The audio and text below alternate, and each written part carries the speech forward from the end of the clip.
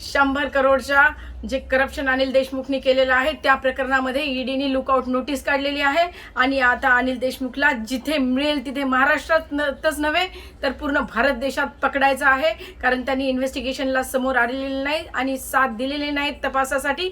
आणि त्यामुळे विमानतळ असो किंवा कुठलेही कार्यालय असो किंवा घरे असो, सगळ्या ठिकाणी अनिल देशमुखला पकडण्यात येणार आहे।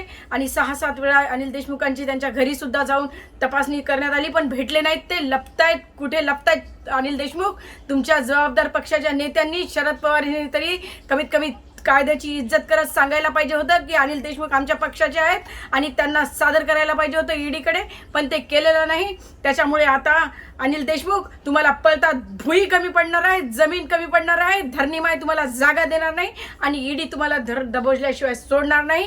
हे जे करप्शन आहे माझ्या भारत मातेला, जे माझ्या भारत मातेचं अंग आहे महाराष्ट्र, त्याला लावलेला तुम्ही कॅन्सर आहे आणि याच्या विरुद्ध भारतीय संविधान तुम्हाला पकडण्यासाठी सक्षम आहे, भारतीय कायदा सक्षम आहे आणि तुम्हाला आता पकडल्या जाणार आहे। आणि कितीही मोठी आशीर्वाद तुम्हाला मोठ्या नेत्यांची असो, सुळे तुम्ही सुद्धा त्यांना वाचवण्याचा प्रयत्न करा किंवा कुणीही वाचवण्याचा प्रयत्न केला तरी ते वाचू शकणार नाही, त्यांना पकडण्यात येणार आहे, अरेस्ट होणारच आहे। 100 करोडच्या जे करप्शन अनिल देशमुखनी केलेलं आहे त्या प्रकरणामध्ये ईडीने लुकआउट नोटीस काढलेली आहे आणि आता अनिल देशमुखला जिथे मिळेल तिथे महाराष्ट्रातच नव्हे तर पूर्ण भारत देशात पकडायचं आहे, कारण त्यांनी इन्व्हेस्टिगेशनला समोर आलेले नाही आणि साथ दिलेली नाही तपासासाठी।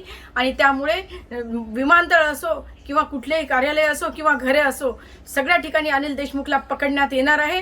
आणि 6-7 वेळा अनिल देशमुखांची त्यांच्या घरी सुद्धा जाऊन तपासणी करण्यात आली, पण भेटले नाहीत। ते लपतायत, कुठे लपतायत अनिल देशमुख? तुमच्या जबाबदार पक्षाच्या नेत्यांनी, शरद पवार यांनी तरी कमीत कमी कायद्याची इज्जत करत सांगायला पाहिजे होतं की अनिल देशमुख आमच्या पक्षाचे आहेत आणि त्यांना सादर करायला पाहिजे होतं ईडीकडे, पण ते केलेलं नाही। त्याच्यामुळे आता अनिल देशमुख तुम्हाला पळतात भुई कमी पडणार आहे, जमीन कमी पडणार आहे, धरणीमाय तुम्हाला जागा देणार नाही आणि ईडी तुम्हाला दबोजल्याशिवाय सोडणार नाही।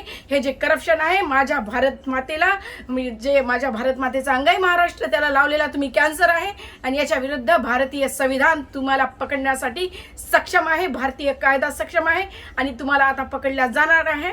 आणि कितीही मोठी आशीर्वाद तुम्हाला मोठ्या नेत्यांची असो, सुळे तुम्ही सुद्धा त्यांना वाचवण्याचा प्रयत्न करा किंवा कुणीही वाचवण्याचा प्रयत्न केला तरी ते वाचू शकणार नाही, त्यांना पकडण्यात येणार आहे, अरेस्ट होणारच आहे। 100 करोडच्या जे करप्शन अनिल देशमुखनी केलेलं आहे त्या प्रकरणामध्ये ईडीने लुकआउट नोटीस काढलेली आहे आणि आता अनिल देशमुखला जिथे मिळेल तिथे महाराष्ट्रातच नव्हे तर पूर्ण भारत देशात पकडायचं आहे, कारण त्यांनी इन्व्हेस्टिगेशनला समोर आलेले नाही आणि साथ दिलेली नाही तपासासाठी।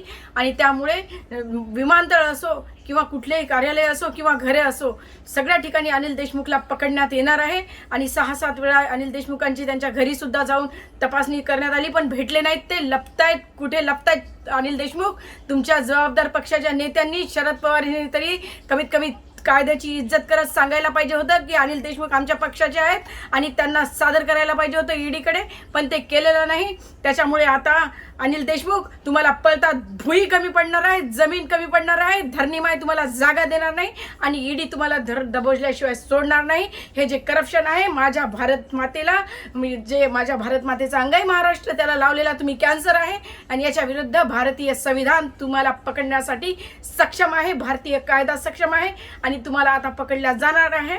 आणि कितीही मोठी आशीर्वाद तुम्हाला मोठ्या नेत्यांची असो, सुळे तुम्ही सुद्धा त्यांना वाचवण्याचा प्रयत्न करा किंवा कुणीही वाचवण्याचा प्रयत्न केला तरी ते वाचू शकणार नाही, त्यांना पकडण्यात येणार आहे, अरेस्ट होणारच आहे।